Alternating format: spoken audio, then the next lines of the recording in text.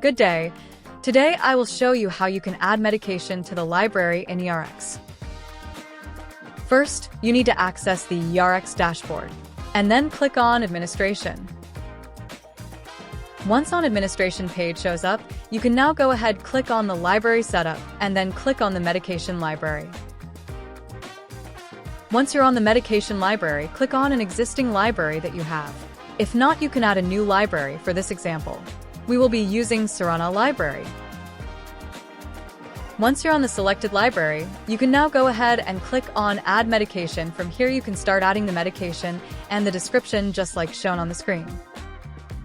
You can also add details on the SIG field. You can also add the ERX notes. Just make sure after you add all the notes for the medication, you just need to make sure to hit the Save button. After you save it, you can now go ahead and see it on the list displayed above. And that is it.